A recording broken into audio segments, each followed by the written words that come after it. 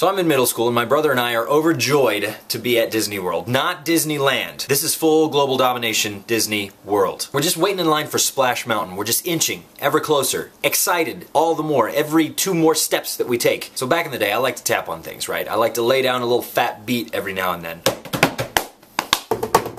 So my dad's standing beside me, big tall guy with his ball cap on, and I decide I'm gonna tap out a little beat on his arm. I'm laying down the best beat I've ever put down in my life. I can tell, I can feel it in my bones. This is gonna be the one to propel me to stardom. #1 on every chart, regardless of genre, pie charts. And as I'm in the groove, I've caught the funk, I can't get out of it, I can't shake this feeling, I've gotta let this out of me. And I look up, and that is not my father. This is upsetting. I don't know this man. Who is this man? This man has been walking around in my proximity masquerading as my father. Maybe one of the simplest forms of identity theft is to just look vaguely like someone that I know. And as I recall, he was looking down at me, had tiny little flames shooting out of his nostrils and smoke curling up out of his lips and dissolving into the air.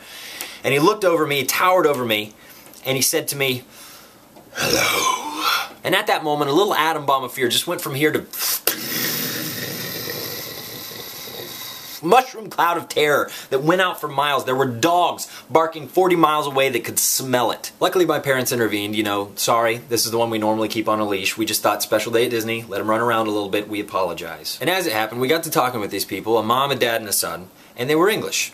And they had this very thick, strong accent while they were talking to us. And as they were speaking with us, I could feel myself start to talk like this.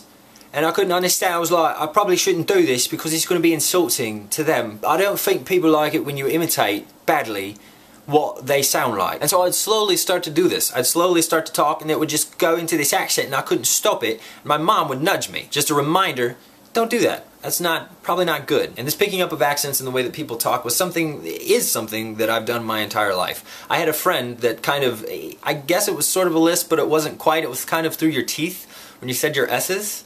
And I started to do that. I hung out with him for like a week straight, and I started to do that every time that I would talk.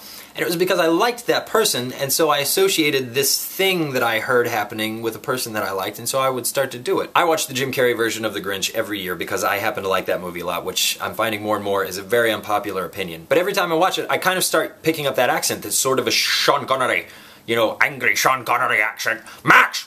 One man's toxic waste is another man's potpourri. I can't do it well, but the point is I start trying to do it. And it turns out there's a term for this called echolalia, which means more the impulse to repeat everything that a person says. Or when a small child is learning to develop sentences and things and you say, "Are you ready for dinner?" And they say, "Are you ready for dinner?" And then they'll maybe reply after that, "Yes, I'm ready for dinner." And I pooped. Interestingly enough, there's also echopraxia, which is the impulse to imitate a person's movements. Like if someone has a limp, then you feel like you want to have a limp as well. Luckily for me, I was cured early on of echopraxia when I followed one of those impulses after watching a friend do a standing backflip.